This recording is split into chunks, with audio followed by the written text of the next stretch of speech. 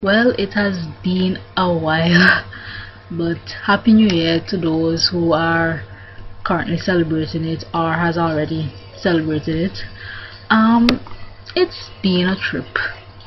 It has been a very interesting trip, 2014. Now, the thing is, throughout the year, I've made multiple videos like this because it has already been established that 2014 is just not the year for K-pop at all. So a lot of things, as we know, has happened throughout this whole year in terms of K-pop, music wise, behind the scenes, and even in just like South Korea itself, but never really uploaded them for various reasons. But you know, the year is over and I feel it's about time that I talk about the stuff that has been playing in my mind throughout 2014. So 2014 is a year that I would best describe as emotional. Like, there was so many things, so many overwhelming things that happened within that year that it's a lot to take in, a lot to accept, and just so much stuff to deal with. So first things first, the deaths that occurred within the year. Like,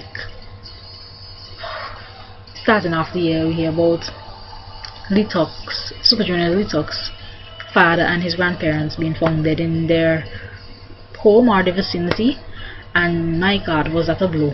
That was like a big blow to the gut, to the heart, everything, because I'm just a fan and I could barely begin to imagine the kind of pain that the man had to feel to find out that his father was, you know, going through all that stuff, took his life, and probably contributed to the deaths of the grandparents as well. Like, personally for me, I hope that Lituk has found some peace with himself throughout the year, because, you know, I know it's not anything that he could get over at all. I'm not even gonna say get over easily, but get over.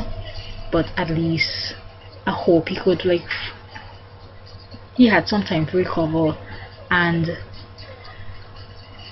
have, you know, find some peace about it. And then there was the Soul Fairy incident, which is not like directly related to K-pop, but it was still like a really massive tragedy in South Korea. And like, I feel so, I don't know, I feel very torn about it at the moment still. Now the thing is, right, I understood when the K-pop industry decided to shut down for a bit in respect for them, right? I get that, I understood that. What I did not get was why some fans did not get that. Like, the amount of rage I felt when I read some like comments and posts on like different media sites and whatnot, and I'm just like the thing that pissed me off the most was some of the EXO fans, because at that time EXO was supposed to come back with Overdose, but because the incident happened, you know, SM was like, you're not, we're gonna delay this.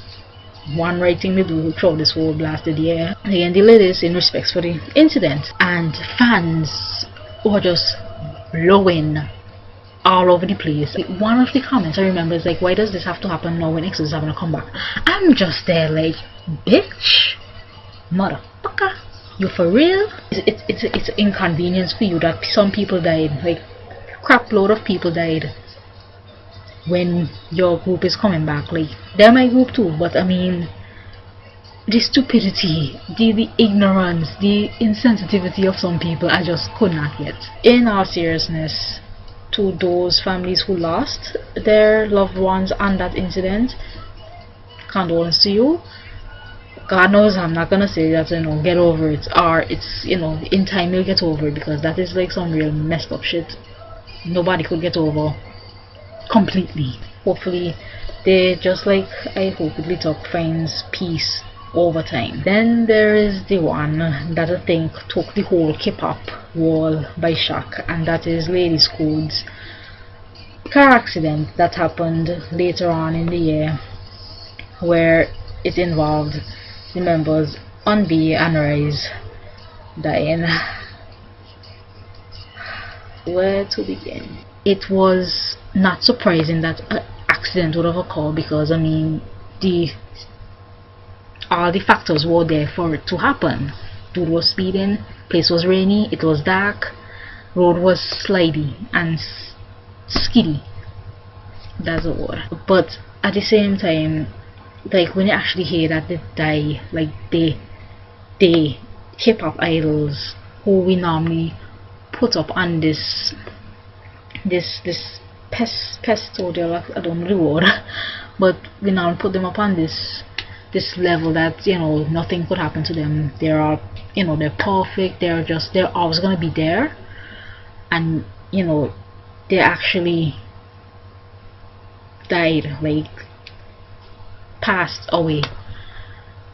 It's really kind of bring it back to reality. I remember when I heard the news, I was in the middle of writing something, like, you know, writing up, I'm gonna say fanfic, because that's what I was actually doing. Heard the news, and I kid you not, I could not function for the next 3 days.